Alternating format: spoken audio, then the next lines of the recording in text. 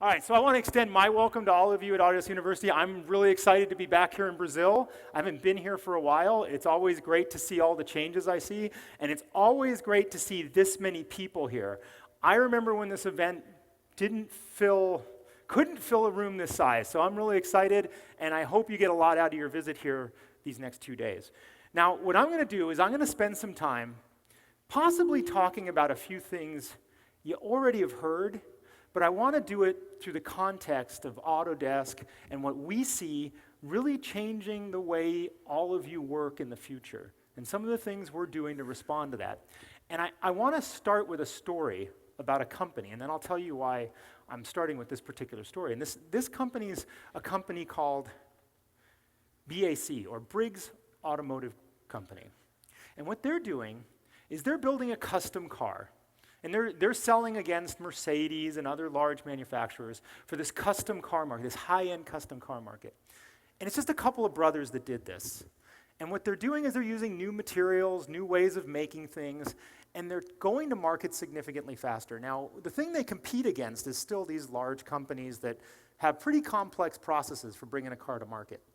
It still takes, despite the best efforts of large automotives, about 4 years to bring a new car to market, about 4 years.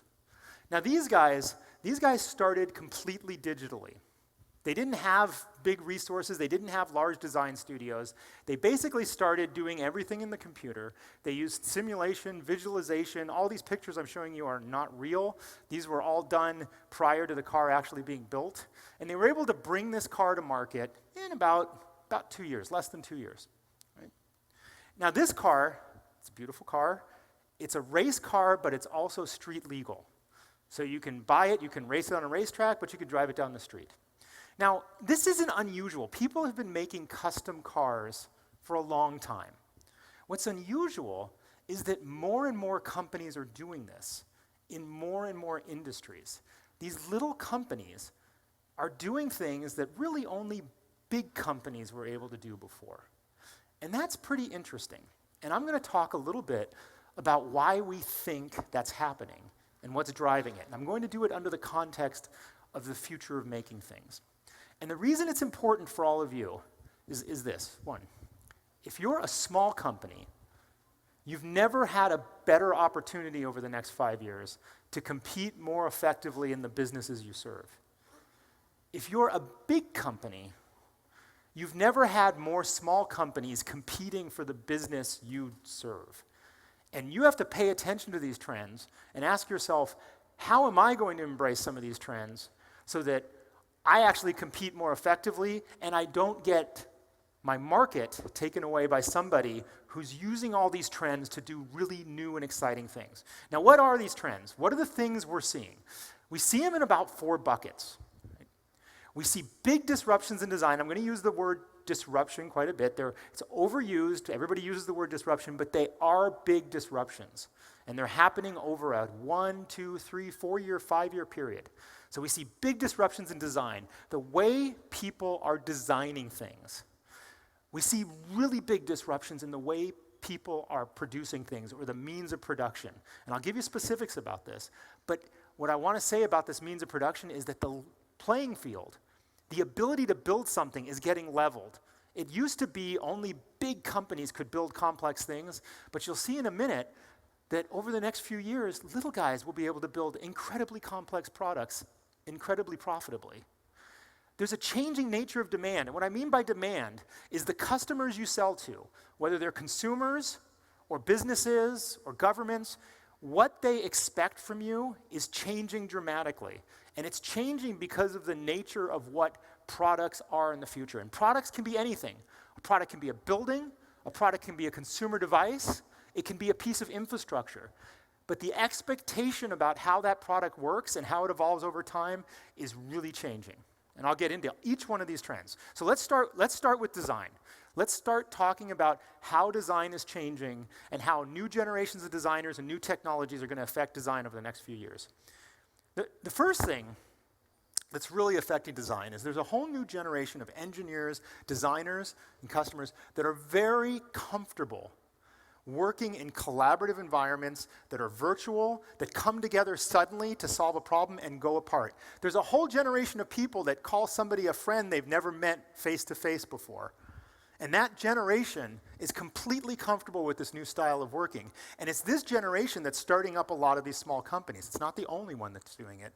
But this nature of collaborative work and coming together quickly to solve a problem and then go off and do something else is a dramatic change in the design paradigm. We as software vendors have to address this, but you as customers have to realize that this is becoming real. You're not just competing against the people down the street, you're competing against the people down the street and their ability to work with people all over the world to solve a really important design problem. The other big thing that's affecting design is the rise of cloud computing. Now what I want you to do is imagine for a minute if every single designer, architect, engineer, I don't care who they are, had some computer sitting behind their computer screen. It was just sitting there behind their computer screen, and it cost them virtually nothing to use it. That's what's happening. It's getting cheaper and cheaper to use massive compute power, and companies like us and others are bringing that compute power to everybody's computer. What does that mean? How does that change the design process? So let me give you an example, one example of how it might change the design process. It's something we call generative design. Now, the idea of generative design is using the computer behind the scenes to help the designer make critical design decisions before they finalize what they're trying to accomplish. So in this case, you see the computer took some requirements about a building, shade requirements, all of these things, and gave the designer dozens and dozens of options. And the designer can go, okay, which one of these options that I might not have ever thought about are most interesting to me? And then they can drill in and actually figure out, okay, what do I want to do next with this design? So the computer, through the availability of massive computing power, can help facilitate the design process, help give you ideas. Sounds a little creepy, but it's going to happen. Now let me give you another example. This is a company called Lightning Motorcycles. So this is a fully electric motorcycle. It's super fast, right? It's also got to be super light because most of the weight is batteries. So we worked with this company to try to look at some of their design processes and help them look at ways of lightweighting things, making things lighter. Now, what I'm about to show you isn't necessarily what someone would actually do with a design, but it's a view into the future. So see that little rocker arm in the back that controls the rear tire? It has certain requirements. It has certain stress requirements, strength requirements. And what we did is we asked a computer to take a block of material and tell us what the lightest weight structure would look like. And this computer over time evolved the shape based on what the loads had to be and what the parameters had to be into something that the designer would have never thought of. Now, this might not be the designer's final design, but this absolutely represents the lightest weight, simplest design that can satisfy all the constraints and can be immediately 3D printed. Immediately. It's already designed to be 3D printed by a computer. Now, there's a couple interesting things about it, and I'll point them out in a minute. First thing I want to point out to you is that it's not symmetric. Now, the designer would have immediately created a symmetric thing, but on one side of the rocker is a chain, and the other side there isn't. So actually, the computer was smart enough to go, well, the chain's here. I have different strength requirements on this side than I have on this side. So like I said, this might not be the final design, but the designer now has a sense of, this is the lightest thing I can create. Now, what do I do with this? Now, another interesting thing about this, you might notice, if you're looking at this a little bit, it looks kind of organic. So there's the rocker arm that was designed by the computer, and what do you think those two things are there? You probably have some sense. One's a dog pelvis, and one's a cat pelvis. So it looks a lot like what nature came up with. And that's what you can do when you have massive amounts of compute power sitting behind everyone's computer screen. It's pretty amazing. You're going to see things like this happening. That means anybody can do incredibly complex things and do it well without having a supercomputer. All right, so that's one. That was a little discussion about design. Let's talk about the means of production. And when I talk about the means of production, I'm going to talk about both the funding of production, how you get to that first thing, and how you actually build it, because that's changing quite dramatically. There's small changes now, but there's going to be big changes over the next 5 years. So in terms of how people actually get ready to build things, so this is an example from Brazil. This is Catarse. This is the Brazilian equivalent of Kickstarter in the United States. So what you can do with this is if you have a really good idea or a super bad idea, you can go out there and get somebody to give you money for it. And most of these sites work by getting people to pre-buy the product you're designing. So you pitch your product before you've actually built it, and people give you money for orders or maybe just out of the kindness of their heart as investors, and you use that money to build the product. Now, it used to be people would have to go find venture capitalists that thought their idea was interesting.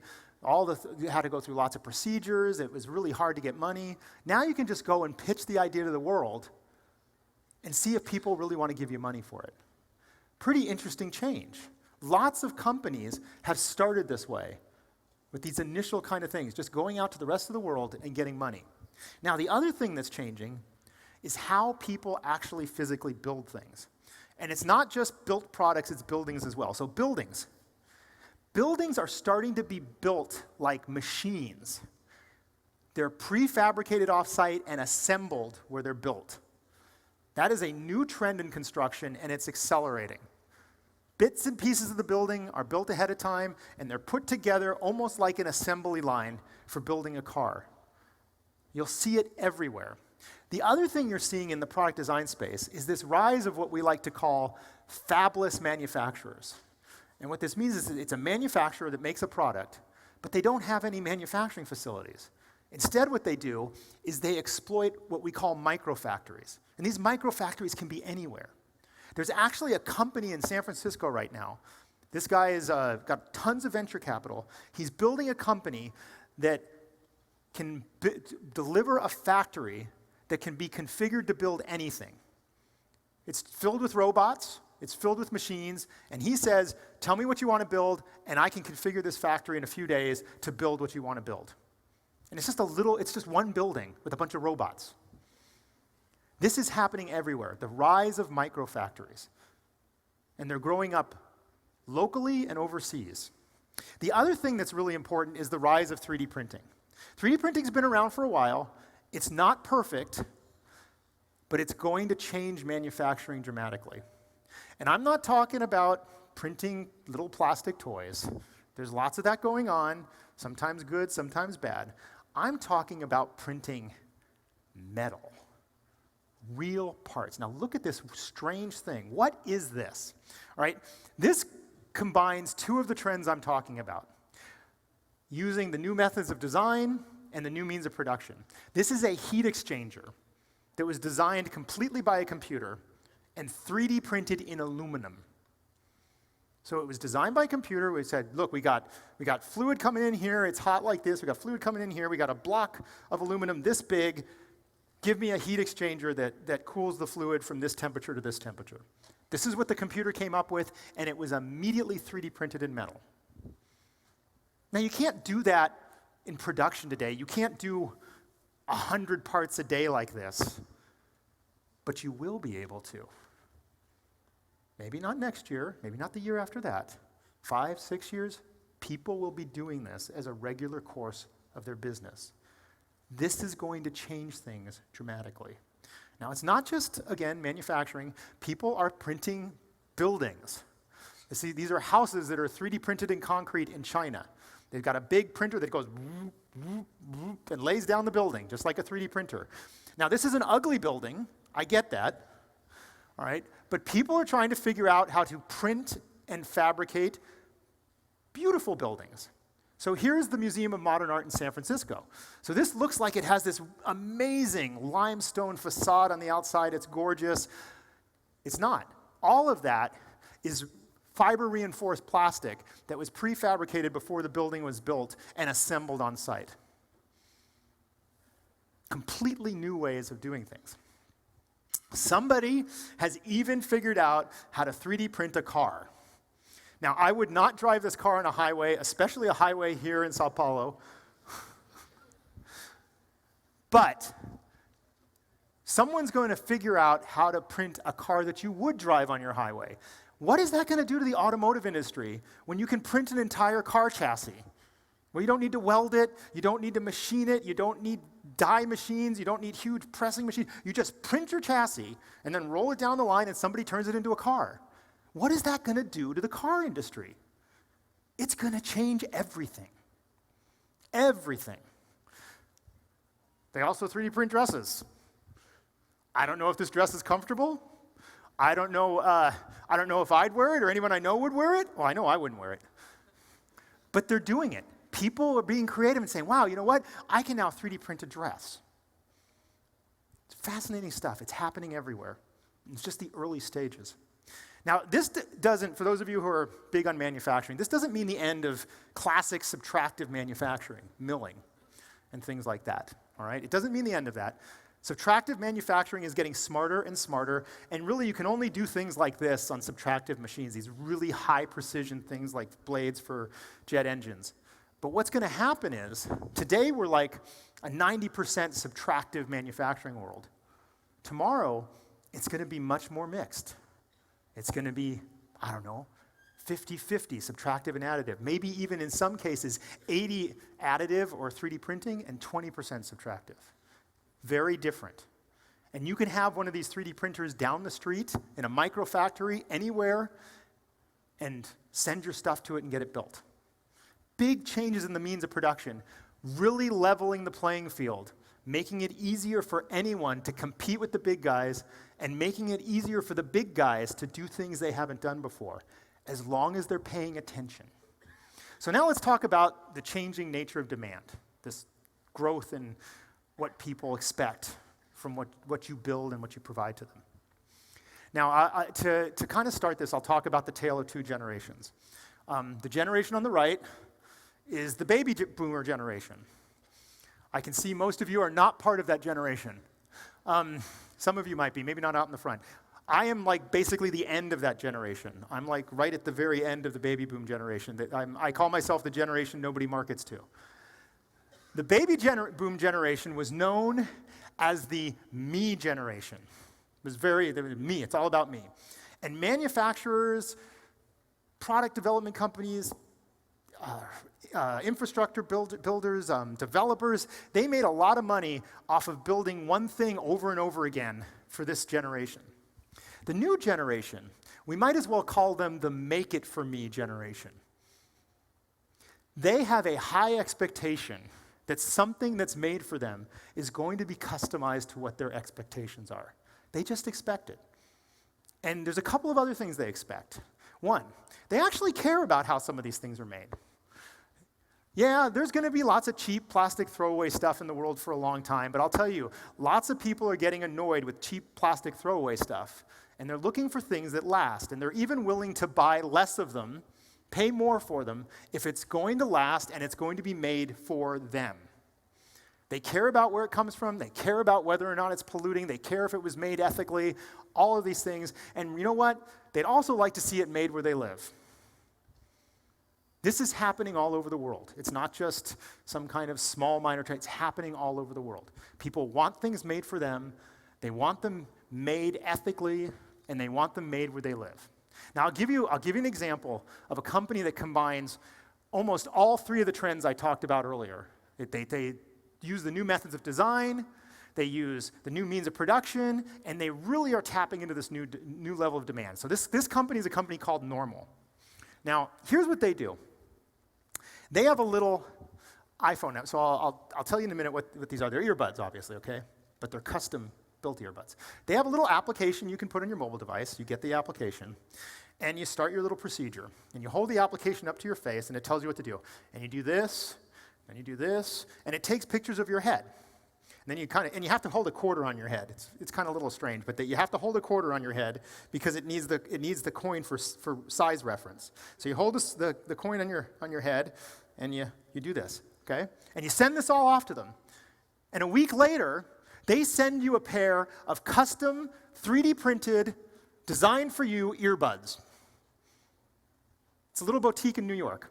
So they use your mobile device to capture your personal interests. They let you select your color. Then they 3D print it and send it to you. Yeah. Maybe you don't think this is useful, but people are buying this. Companies like this are the future. Big companies are doing this too. So a company, probably a well-known toy company called Mattel. How many people have heard of a Hot Wheel? Or were ever a kid and played with a Hot Wheel, okay? Well, guess what? You got to go to the store and buy your Hot Wheels. Now your kids, they can go online and say, I want my Hot Wheel to look like this, I want that, and they'll 3D print a Hot Wheel for a kid and send it to him. Okay, these are big changes. Big changes, all right? Here's an example here in Brazil, okay? Fab Lab. So this is a environment where people can go in and make their own stuff. They can engage with 3D printers or design team. They actually use a lot of our new software, Fusion 360, for example.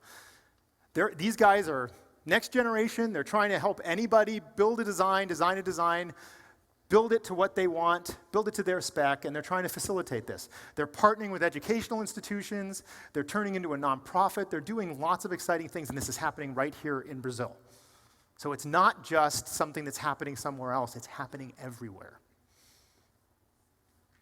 So the last little piece I want to talk about, and then I'll start talking about what Autodesk is doing to respond to some of these things, is this notion of product. The whole idea of what a product is, what people expect from a product is changing.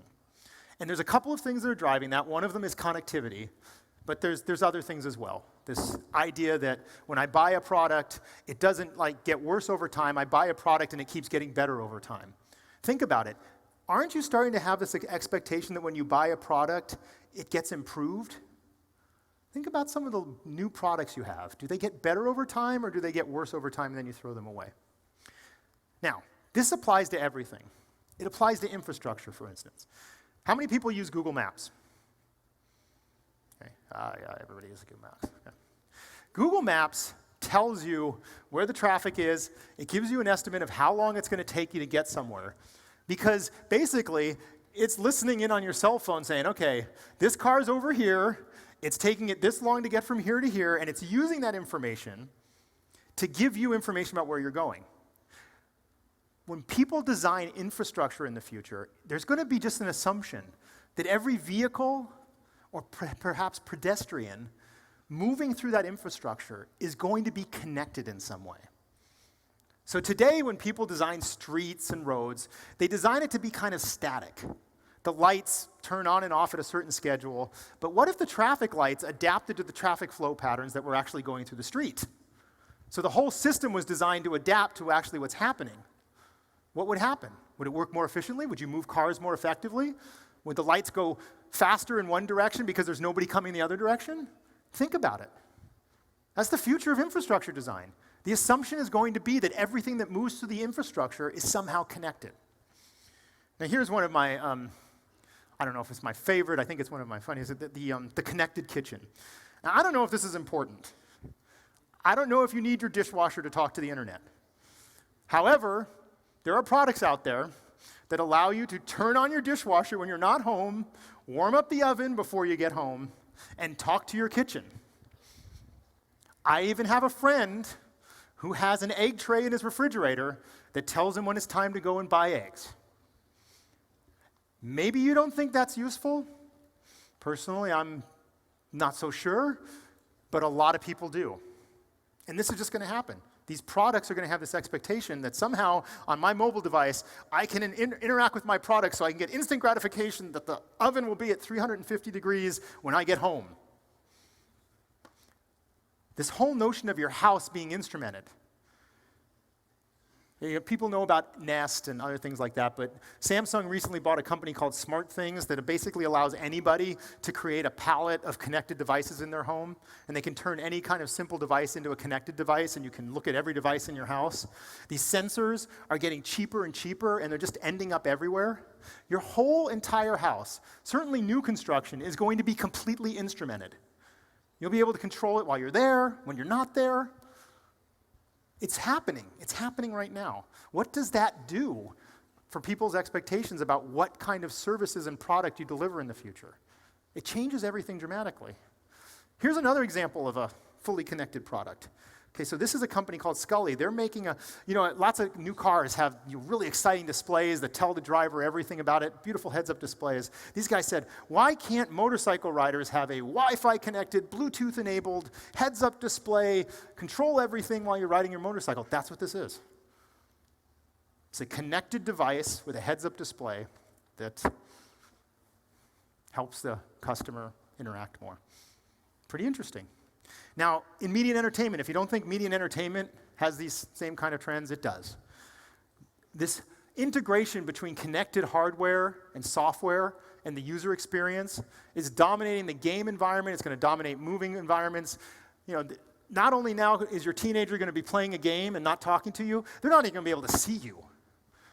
They're going to be sitting there in their own little world. Now, I don't know if that's good, but it's happening. And it's the new expectation. So these big disruptions, these are accelerating, they're happening, they're everywhere, and they're going to affect everybody's business. And they're around design, the means of production, demand, and the definition of a product. And we're seeing this in every single industry that we deliver solutions to. It's not just the product manufacturers, it's infrastructure, it's buildings, and it's media and entertainment. And that's basically what we call the future of making things. And some of the things we're seeing and we're trying to build new products and new capabilities for our customers for.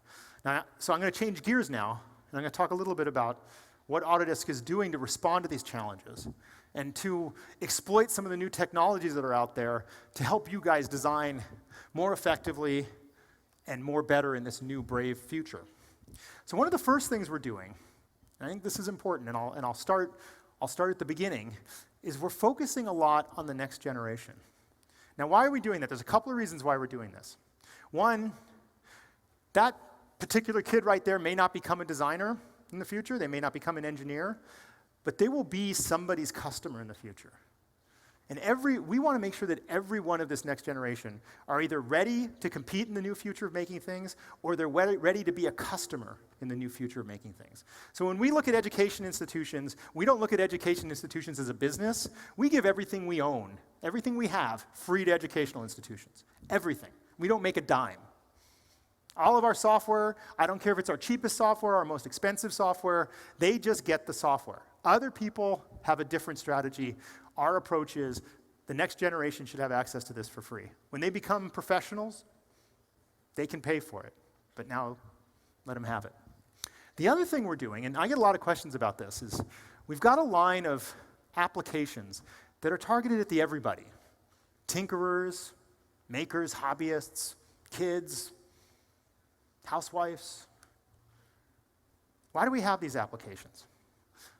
One of the reasons we have these applications is we're trying to create a 3D literate consumer class. Because if you believe me that customers are going to expect things to be made for them, and the manufacturers of the future and the product developers of the future who exploit this are going to have the most profit and success in the future, then you want every consumer or business you interact with to be able to communicate with you in 3D.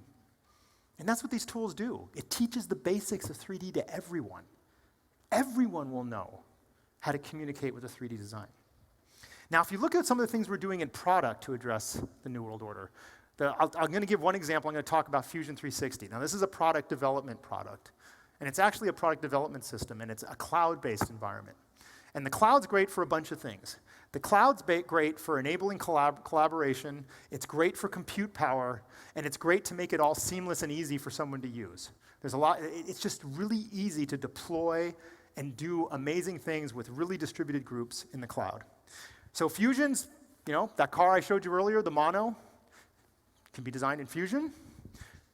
You can design it, you can engineer it, you can fabricate it. Fusion has integrated capabilities to go to subtractive and additive printers. It's all right there inside of one design environment, and you can manage it all in the cloud. So you don't have to set up some kind of complex management system. It's all managed for you in the cloud. You can use the power of the cloud to do really complex simulation. You don't need to have a powerful computer. You can use a really simple computer and do complex simulations.